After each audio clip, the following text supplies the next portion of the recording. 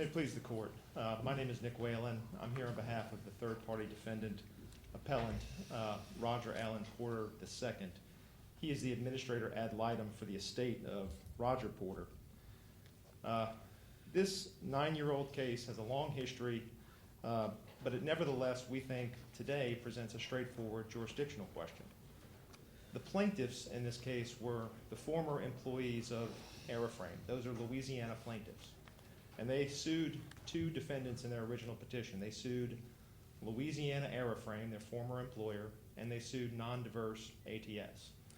The district court and all of the parties to this case agree that at inception, these employees had viable statutory claims against non-diverse Airframe. And we believe under this court's jurisprudence, including the Williams case, Williams versus Homeland, that the existence of that claim between non-diverse parties destroys jurisdiction. I will address three main points. Well, that's what we decided in Ashford 1. But it left open, once it got back to state court, whether newly discovered evidence might show that essentially Airframe had been settled out of the case, and therefore it would be appropriate to realign. Yes or no? Yes, if Airframe in fact settled the case, either before Ashford 1 was decided or after, I think that could present a new factual basis for removal and a new look at the case. And that was ATS's argument in their second removal, that there was newly discovered. It was the Porter testimony in Tennessee, it was the Cox-Porter retainer agreement, and all of a sudden now we've got in writing a resolution, the functional equivalent of a settlement. Isn't that essentially the magistrate's logic that the district court adopted? Yes or no? Well, yes. One of the bases of the magistrate's ruling was ATS's argument in the second notice of removal that it discovered the Cox-Porter retention agreement and that agreement effectively settled Airframe out of the case. Yes, that is the contention that was made by ATS. And what's wrong with that analysis? Well, Your Honor, we don't agree that the documents that ATS cites, because it cites not only the Cox-Porter retention agreement, but also the Sommer Brown email and conflict waivers signed by the employees. And we believe under Louisiana law, those three documents, whether you look at them individually or whether you put them all together, under Louisiana law, they're not a settlement. Under Louisiana law, that's the case. What is your best Louisiana case? I'm looking at our Vasquez authority because it's got to be an unequivocal settlement. And you're saying under Louisiana law, those retainer conflict agreements don't equate to a settlement. What's your best Louisiana case? I'll give you the case name, Your Honor. The point of the case, while I look for it, is that under Louisiana law, you look at the clear and unambiguous words of the contract, and that's how you construe it. But you have to have a release. The terms of the release from liability have to be known for it to be a settlement. And what I've got cited in our brief is a Middle District of Louisiana case, Bombette versus Donovan, which cites Louisiana law, and it quotes Anthony versus Liberty Mutual Insurance Company, which is a Louisiana Third Circuit case. Those cases establish that you have to have a release under Louisiana law, and that's not surprising because without a release, there's nothing to prevent the plaintiffs from going after the defendants again down the line. Here, the documents at issue, none of them, including the Cox-Porter retention agreement, purport to release any claims against any party. The Cox-Porter retention agreement does not contemplate the dismissal of any claims against Airframe. It accomplished two things. It waived a conflict because the Cox firm was approached for representation by Roger Porter, and it believed it needed a conflict waiver. So conflict waivers were signed by the Louisiana employees of Airframe and by Roger Porter, and it also subordinated the claims of Roger Porter and Airframe to those of the plaintiffs, so that if Roger... So the same law firm gets conflict waivers from the plaintiff employees who appear to be suing the Louisiana defendant employer. The same law firm representing both of them gets waivers. Yes, Your Honor. You can see why the magistrate, she has two hearings, December of 2014 and December of 2019, correct? I believe that's right, Your Honor. And I'm going to quote something because she, of course, has lived with this case a lot and expressed a lot of views about it. Attorney Brown in December of 2014 says, I may have been overzealous with that email. I had no authority to speak for Porter. Then goes on to say, there's not one written settlement agreement.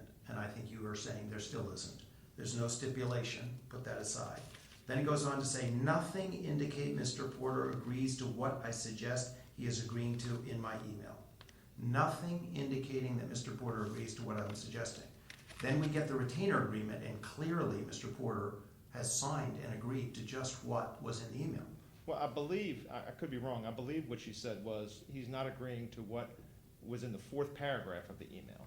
And I don't have the transcript in front of me, but I believe she was referring to a specific part of the email that related to the stipulation as to the damages sought by the plaintiffs, as opposed to the subordination. The subordination, I believe, was discussed with the district court, in briefing with this court, and even in argument before this court.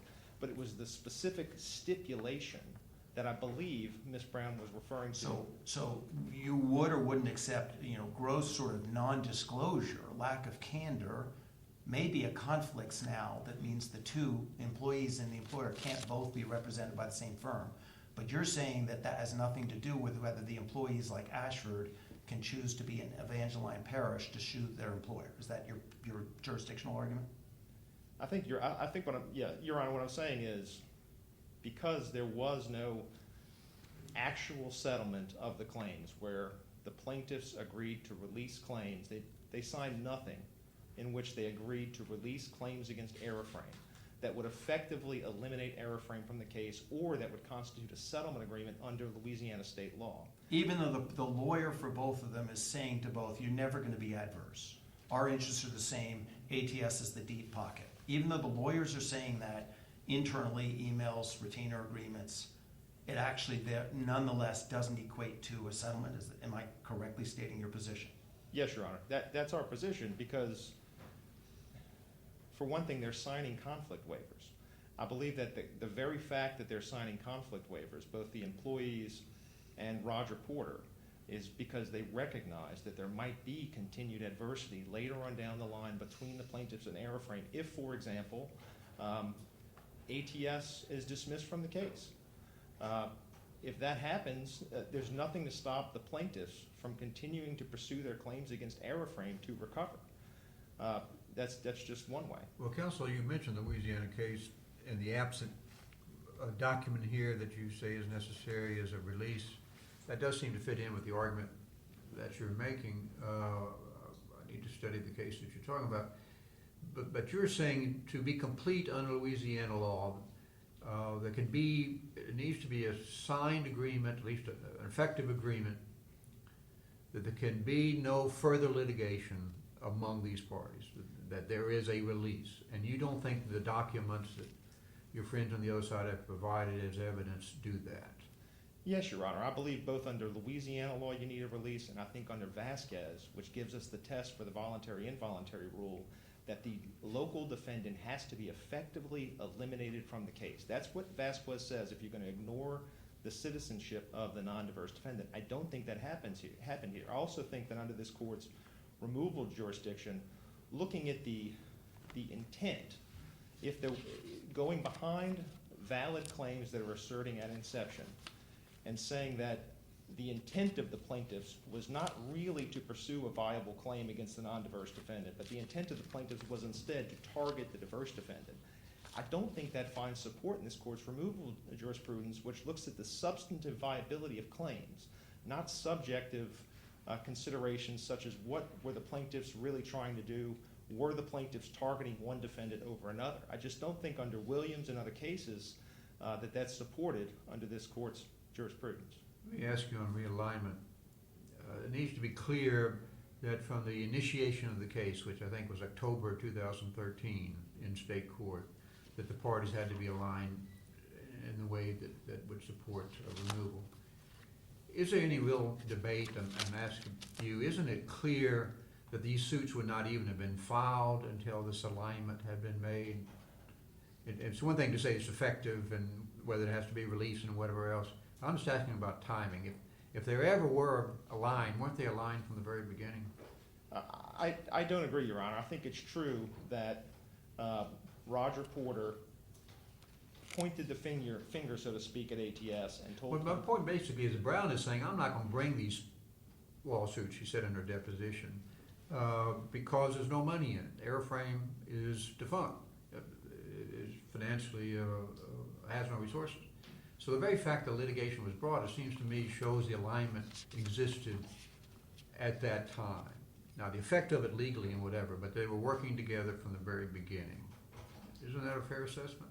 I don't mean that you lose, I'm just saying factually, isn't that how this lines up?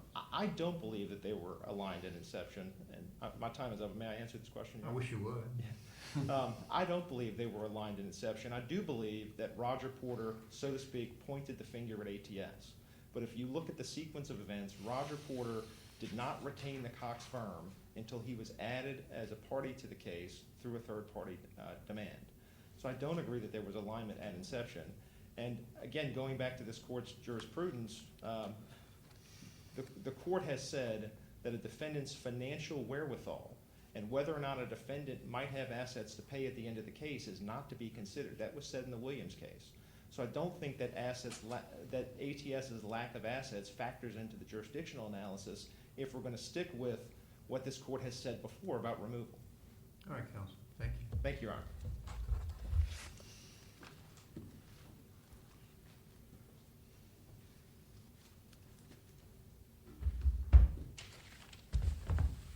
Camille Gauthier for the plaintiffs. I want to focus my time on an independent obstacle under any theory, and that is a lack of amount in controversy between the plaintiffs and ATS. ATS was the removing party, so it of course always bore the burden of demonstrating an amount in excess of $75,000. It fell short. It offered no facts on any employee's rate of wages or the amount of time for which any plaintiff suffered damages. Instead, ATS mistakenly believed that the plaintiff had demanded a 90-day penalty wage against it and that there were treble damages pled against it. The plaintiffs made no such allegations. So ATS did not meet its burden on amount in controversy with inaccurate assertions and faulty math. Any doubt as to the propriety of removal, of course, should be resolved in favor of remand. As this court has explained in White versus FCI, the removing party fails to meet its burden where 1, the amount is not facially apparent from the petition, 2, the defendant offers only a conclusory statement in its notice of removal, not based on any direct knowledge of the claims, and 3, the plaintiff contests removal with an unrebutted affidavit showing the amount in controversy is not met. That is exactly what happened here.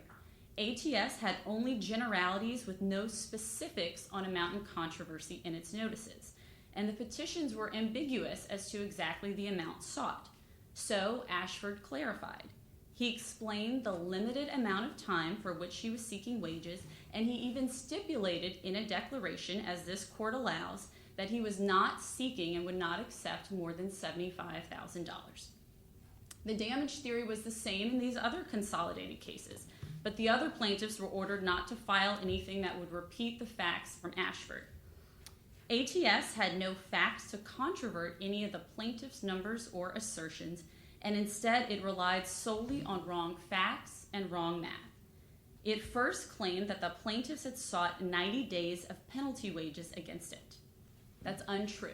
The petitions make clear that the last paycheck cause of action was being pled against Airframe, their employer, and Airframe only, not ATS. Separate causes of actions were asserted against ATS.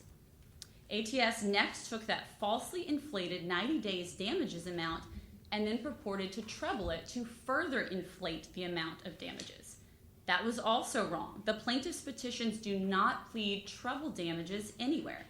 ATS misunderstood and thought that the plaintiff's statement in the petition that they would be putting the Attorney General on notice was a suggestion or implication that they were asking for treble damages. No. The LEPA statute requires that any assertion of a LEPA claim be provided to the Attorney General, and moreover, treble damages can only be in play if it's pled that there's ongoing conduct after the defendant receives notice from the Attorney General. So treble damages are not at issue here. And worse still, ATS purported to add a contingency fee award on top of the already inflated sum and trebled that attorney's fee award. There's no basis for that. The LEPA statute at issue never allows for the trebling of attorney's fees. And finally, as one last point on amount in controversy, in the Ashford 2 case specifically, this is obviously a second removal and the second time here. In the second notice of removal, ATS fell woefully short of its burden there because all it did, it literally only pled reliance on the district court's earlier order from Ashford 1.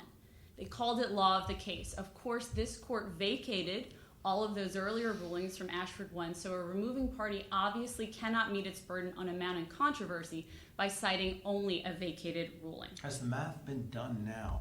In other words, have the amounts, the back pay, the penalties, the attorney's fees been confirmed? Sure. So a few answers to that, Your Honor. So in Ashford, there was a declaration filed while the amount in controversy issue was being resolved by the district court. And in that declaration, Ashford did the math as to his hourly rate of wages or his weekly rate of wages, what he was asking for from Airframe, what he was asking for from ATS. Later in the record, years later, we see that the plaintiffs moved for summary judgment against Airframe. Yes. There and only there, because the plaintiffs put it in the record, not anything that ATS did, the plaintiffs put in the record in those summary judgment filings each of their different rates of pay. I thought I saw the judgments were rescinded because in the end, the amounts were not accepted by both parties. I'm not sure what you are referring to that the judgments were rescinded. There was earlier in Ashford 1, the district court asked for additional briefing on amount in controversy, thinking at first that it was not facially apparent. In Ashford 1, the district court later said, I rescind my earlier order and request for additional briefing. I now think it's facially apparent. I'm asking about the summary judgment eventually entered for Ashford against Airframe. Those judgments are in play, and that the judgments accepted the amounts of wages that all of the plaintiffs put forth in those summary judgments. And I'm glad you brought those judgments up because they also go to your earlier questioning about settlement. The judgments itself were entered between Ashford and all the other plaintiffs against Airframe. There literally are judgments between Louisiana plaintiffs and Louisiana defendants that the district court entered into, proving there was no settlement and proving the lack. An oddity. I don't know if it proves it. It sort of confirms the settlement, it seems to me, an uncontested. I mean, I'm just not sure. It's an odd case, and that's why you're here twice, I guess. And it's not a clean case at all. But the fact that there are judgments, in a way, is recognition that there was no dispute among those parties that were aligned. No, Your Honor. It's No? It's actually the exact opposite of what you said. There's a suggestion that the plaintiffs and Airframe settled their claims. If we had settled claims, we would not have an actual case in controversy. We could not enter judgments. Ashford and the plaintiffs filed motions for summary judgment. Airframe opposed those motions. Airframe did not challenge the actual grossly rate of wages, nor could it, but it did challenge the imposition of attorney's fees. It did challenge the imposition of penalties. These were litigated summary judgments and resulted in judgments, which again, we could not have if those parties had settled. And we cannot have, and it's fundamentally inconsistent with diversity jurisdiction that we now have Louisiana plaintiffs with judgments against Louisiana defendants. So I'll stop there and reserve my time. Thank you.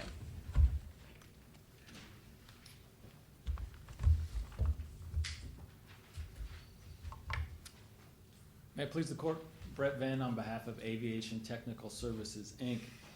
To pick up where Ms. Gauthier left off, in response to your question, Judge Southwick, the record indicates that the summary judgments that were entered in favor of the plaintiffs against Airframe were unopposed on the merits.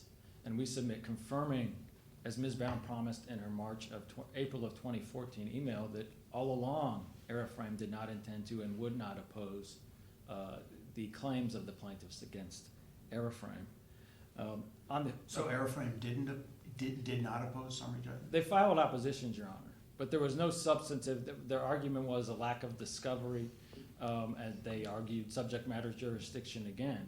But as to the actual amount of the underlying wage claims, there was essentially no opposition. What about as to penalties and attorney's fees? I don't believe that was. I don't have that at my fingertips, Judge. But I don't believe that was part of what was prayed for by the plaintiffs in their summary judgment motions, and was not part of what the court awarded to the plaintiffs. Do you have a Louisiana case where adversity's been eliminated, the party's out, on a settlement theory, even though there's a judgment against the employer? I don't have a case on that, Your Honor. I do have a case under the realignment theory, however, to address Mr. Whelan's first points.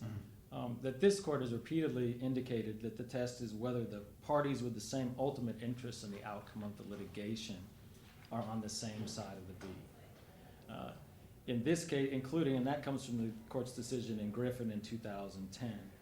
And in the Griffin case, the court observed that the two aligned co-plaintiffs, that a claim existed between them, but that the principal purpose of the suit was the claim against the defendant, in this case, ATS.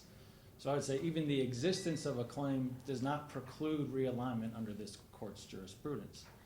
Moreover, in Zern, this court articulated the bona fide dispute standard, whether a bona fide dispute between two parties precludes realignment. Why our case is distinct from Zern is that there is no bona fide dispute.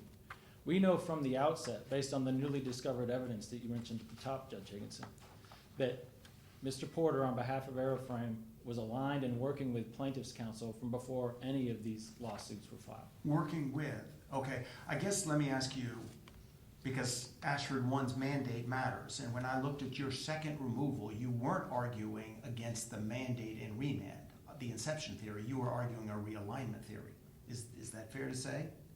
Judge Higginson, in our second notice of removal, we're arguing diverse jurisdiction based upon diversity, based upon the discovery of the Cox-Porter retention agreement after this court's decision in Ashford 1. Newly discovered evidence. Yes, Your Honor. Showing realignment, or because that retainer agreement doesn't predate the lawsuit. That's correct, Your Honor. So at the time we filed the second removal, we had before us some evidence that suggested realignment that is referenced in our notice of removal, specifically an October 1st of 2013 email from Mr. Porter to Summer Brown, confirming that he's been speaking with their partner, Mr. Philo, and is sending plaintiffs to the Cox firm to file suit against ATS and Aeroframe.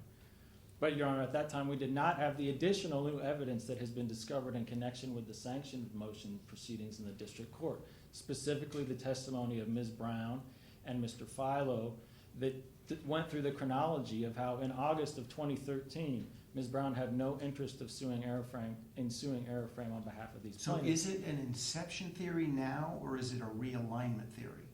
Or the argument that there's no adversity is premised on there never was? I thought that was what we saw in Ashford 1. Or is it premised on post-suit, we've now got evidence showing that they realigned? Well, it's I guess it would say it's neither exactly as you said it, Judge Higginson. The magistrate judge based her ruling on realignment from before inception based upon the newly discovered evidence. After ATS removed Ashford the second time, based upon some of that evidence, specifically the Cox-Porter retention. And my difficulty, what I'm driving at, I'll be clear, is it would seem that's sort of a second bite at the original theory. Now, it may be that new evidence comes to light, but then was that evidence available? Did you depose Porter? Did you ask for the retainer agreement? Is it even necessary for you to? But I would have thought at least you would move to recall the mandate based on statements made to this court and the magistrate that were false. But very different from all of that is a realignment theory, that what's come to light is essentially what Judge Davis wrote in his concurring opinion, that it's now come to light that they settled after the lawsuit was filed, and that's not what this court addressed in the first instance. That's correct, Judge. So Judge Davis, his opinion spoke about the absence of the agreement. And if that suggested that under Vasquez, if that agreement had been known to the court when it decided Ashford 1, that there would have been a compromise and Aeroframe becomes a nominal defendant. Okay, and that the written agreement, just to be clear, is the retainer agreement that no one had before, arguably was denied, perhaps falsely. Yes. But then it does seem you've got to establish that conflict waiver agreement is equivalent, the functional equivalent of a settlement. That's correct, Judge. And we believe under Article 37.1 of the Louisiana Civil Code, that is the missing piece that completes a settlement or a compromise made up of the Summer Brown, April of 2014 email offering to the plaintiffs that in exchange for a conflict waiver, Aeroframe will not defend against your claims and will prioritize your claims, etc., We now have the conflict waivers signed by the employees themselves agreeing to what Ms. Brown offered in her email. And then we have the Cox-Porter retention agreement, which closes the loop identified by Judge Davis in his concurrence and completes the compromise at that point. And under Dan, let me pick up just a little bit on that, on what basis might be open to us. I'm trying to understand SWS erectors, which seems to be the key case on this second effort to remove. It does seem to me that what the agreement does, that you're talking about, the new evidence, makes a stronger case for realignment from the beginning. But that is just basically more facts to support the same theory as was argued the first time. It is new evidence to support an entirely different theory, which is Judge Davis's concurrence on settlement. Is it your position that realignment was still an open issue because of SWS erectors, that you keep coming up with? It's not summary judgment, you lose, but hey, a week later we got some more evidence, let's make another run at it. It's not that sort of procedural posture. I mean, what does erectors mean? What can you do when you get more evidence, and what can't you do when you get more evidence under erectors? SWS erectors, Your Honor, says that when you discover new evidence that gives an additional basis for removal. But what does that mean, additional bases? What's Why- the additional bases here? Just put it in those terms. Apology, Judge. No. New facts that give you a basis Well, that's to back which- to my summary judgment example. You don't get to do that after summary judgment's over. Is that what erectors mean? You could keep going at this? Some of it may come down to diligence, which has not been an issue here raised, which is something Judge Higginson mentioned. But is that how you read erectors? We got better evidence on realignment now? Well, in our case, and why erectors permits the second removal in our case, newly discovered evidence that the other side denied existed at the time Ashford 1 was decided. And SWS So that erectors- sort of diligence, we couldn't have found it, they hid it. So is that what makes erectors apply? Well, erectors did not involve, as I recall, Right. non-disclosure evidence. Erectors said if you have a new factual basis, you are, and you timely remove based upon that, that is permitted, Your Honor. If there was a straight false denial to the magistrate and then to this court, why wouldn't you move to recall the mandate? Your Honor, Why would you come back to our court, the original one? The timing is important in response to that question, Yeah. Judge Higginson. So this court's decision in Ashford 1 was issued in approximately October of 2018. ATS filed a petition for rehearing. Yes. While that petition was pending before this court, Mr. Porter was testifying at his federal trial in Tennessee, at which he testified that he had settled the claims of the plaintiffs, that he agreed not to defend against them. This court Wait, denied. let me just be clear. He did say that I've settled, I'll make sure I get it right, Judge. because I thought that's where the exhibit comes in and it's the retainer agreement. He offered, that's correct, he offered the retainer agreement as evidence of his, and I want to make sure I get this right, that he would not settle, that he would not oppose the plaintiff's claims, was what he testified Right. in Tennessee. So he's always said, I will prioritize them. I want my employees to be paid first. I'll subordinate mine to them. But then years and years pass and there's a summary judgment against Aeroframe for his employees and everyone's fighting over the money, the penalties, the attorney's fees. That just still sounds like adversity. It doesn't sound like a settlement and a release. Now, separate from that may be misconduct, conflicts of interest, ethical misstatements, leading to sanctions, perhaps. That's still pending. That's But correct. does it Your go Honor. to jurisdiction? Does it mean that Mr. Ashford can't choose to sue in state court his employer? Under this court's theory of realignment and the U.S. Yes. Supreme Court's theory from City Annapolis, the answer is yes, Your Yeah. Honor. That because we had this communication and cooperation between Mr. Porter, Ms. Philo, and Mr. Brown from before the first suit filed in September 16th of 2013, the Gallows case, yes, under realignment, that is true. What is the relevance to the current state of the case of Aeroframe? Well, we believe, Your Honor, that the relevance of Aeroframe's lack of an existing member at this point, following the death of Mr. Porter in September 21, means that it can no longer pursue its appeals before this court, and we filed a motion. So let's to say we dismiss agree it. and we dismiss the appeal. Where does that leave this case? So the practical effect is. I'm asking you a hypothetical, not statement of promise. Understood. The practical effect is 2 of the 17 appeals go away. Aeroframe is the only appellant in the Neathammer and Jackson cases. Then that leaves you with the remaining 15 appeals, and the only appellants in those cases would be plaintiffs' employees seeking to undo the summary judgment motions in their favor against Aeroframe, with the exception of Mr. Porter, the second in the Ashford case alone. Proceed. I wanted to address Mrs. Gauthier's arguments about the amount in controversy. And I point this court to Judge Jones's dissent in the Ashford 1 case, where applying de novo review, Judge Jones reviewed the magistrate's analysis and agreed that it was facially apparent that the amount in controversy in these petitions exceeded $75,000. I would note that in all cases, the claims and the damages prayed for are identical for all plaintiffs. I would also note that in this case, unlike the de novo review applied for Judge Jones, this court should actually apply plain error because plaintiffs failed to object to the amount in controversy ruling in their objections to the magistrate judge's reports and recommendations. And I reference page 94 and footnote 240 of our brief for those citations. But Judge Jones, in her opinion in her Ashford 1, went through the types of damages plaintiffs have claimed for. And to clarify, the petitions do seek lost wages against ATS. Magistrate K. Stop 1 second and Yes, go sir. back to, you're saying it would be plain error instead of de novo review. Start that over a little bit. Yes, Judge. In the plaintiff's objections to the magistrate's judge's reports and recommendations denying their motions to remand, they did not state an objection to her ruling on the amount in controversy. We raised this in our appellee brief. In their reply, they cite to one of their objections to the report and recommendations from one of the cases, Adams, which they state incorporates by reference previous objections to a previous report and recommendation on the amount in controversy. They have no citations for the other 15 cases. So because they didn't raise amount in controversy under the Douglas decision, plain error should apply to that. But irrespective, I would say, Judge, under either. My concern a little bit is because this is a jurisdictional issue, amount controversy.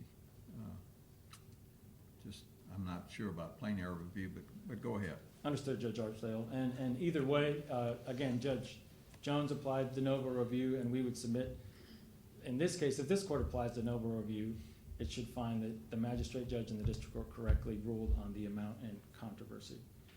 Because the damages prayed for include lost wages and lost benefits, they also prayed for undefined lost future wages. So no time limit for how long these employees were unemployed and how long the unemployment would last. As Magistrate K noted, they requested attorney's fees under the Louisiana Unfair Trade Practices Act, which does entitle them by statute potentially to treble damages. And in this case, their prayer for damages included a prayer for statutory damages, which again, under LUPA, may include treble damages. As to the stipulation referenced by plaintiff's counsel that Mr. Ashford filed in state court, under this court's decision in Gebbia, which Judge Jones cited in her ruling, because it was facially apparent, that affidavit, of course, cannot be considered. And the affidavit was only filed in the Ashford case alone. Couple other notes on the amount in controversy. At the first oral. Didn't the judge rule that unless other plaintiffs had an amount different from Ashford's affidavit, they shouldn't file any affidavits? I believe that's a fair characterization, Your Honor. But either way, because we're operating under facially apparent, the affidavit doesn't come in and is not considered. You were back on the sort of settlement, whether there's settlement. I was just looking at the table of authorities. They cited a case, I think, called Baumett versus Donovan in oral argument. I'm not seeing it in their briefs. Were you familiar with that case? I am, Your Honor, and happy to address it. And the facts of Baumett are certainly different in our case. Baumett. Okay. Insofar as my understanding, the parties not even reached the stage of drafting a settlement agreement in that case. And in the Anthony case that counsel referenced, talking about a form of a release is required, Yeah. that's contrary to Louisiana law and the Soleil decision that we cite in our case, meaning that no form is prescribed under Article 3071. In the Anthony case, a release was the form contemplated by the parties, but that is not the form contemplated by the 3 documents at issue in our compromise here.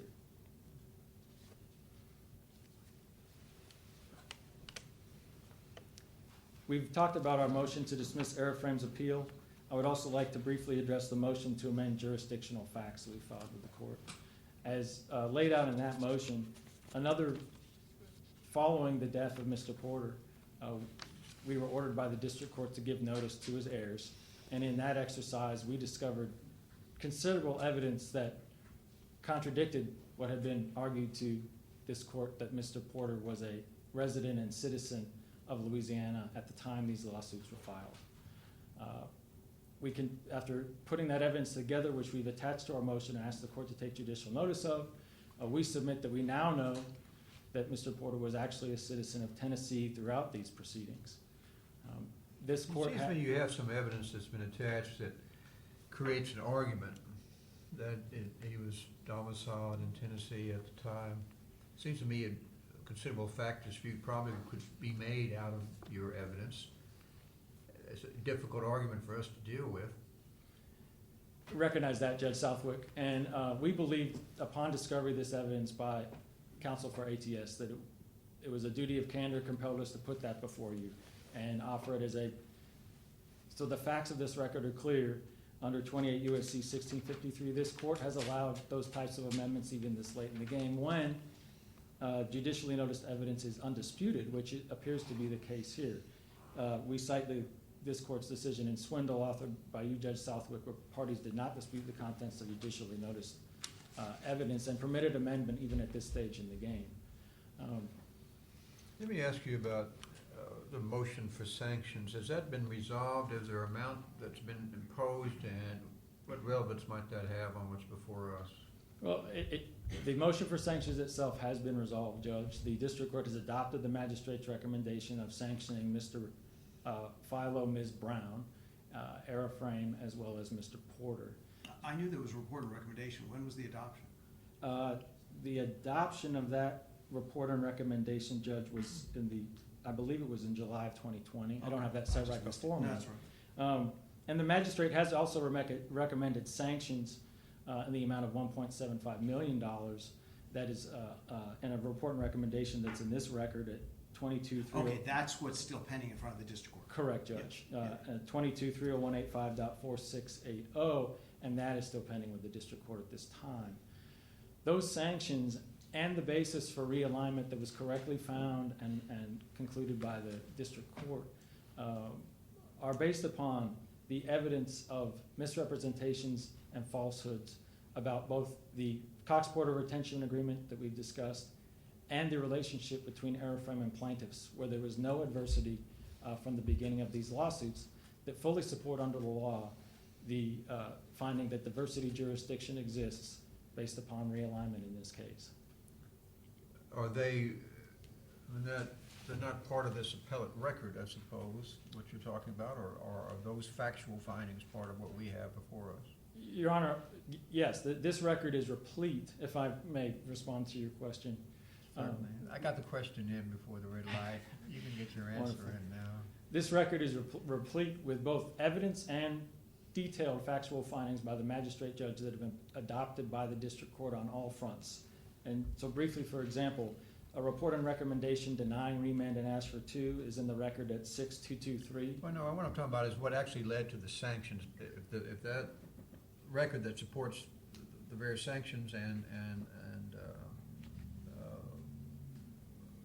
whatever else has been awarded is just relying on the record that's already here in this court, you're saying that that's the case? Yes, I would, on the decision of whether to sanction or not, Your Honor, the evidence that the court relied on to sanction is identical to the evidence the court used to determine realignment and the basis of diversity jurisdiction. All right, Mr. Venn, thank you. Thank you, Your Honor.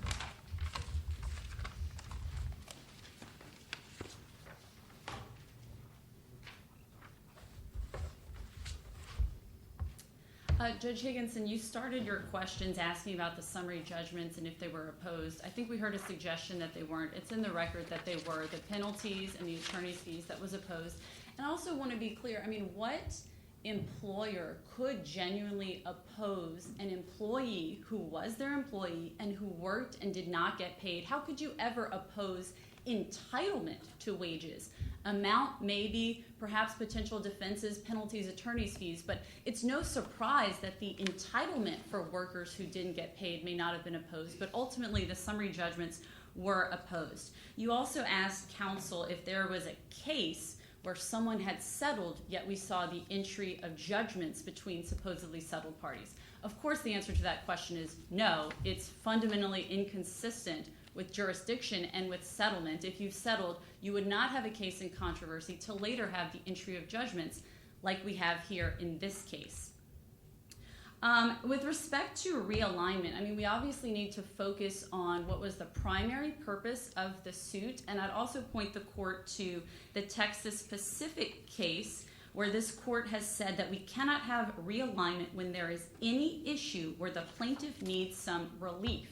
And so we know that the plaintiffs had issues where they needed some relief against Airframe. They fought for and got that relief in summary judgment, and there are judgments. So realignment is obviously not appropriate. We heard some comments about this being a second bite at the apple and questions about the Southwest Erectors case and the new factual basis. From what I recall in that case, the first removal there was no sort of factual development. It was a sort of venue-related challenge. So we saw that remand the first time because of venue problems. So there wasn't a real clarity. Well, Judge Stewart wrote very much about that, and that was the first basis of the remand, but he seems to have gone further than that and actually talks about whether the bases, not venue questions, but the basis for removal had changed. And I'm just not sure what to make of that and what the parties make of that as to what the standard is.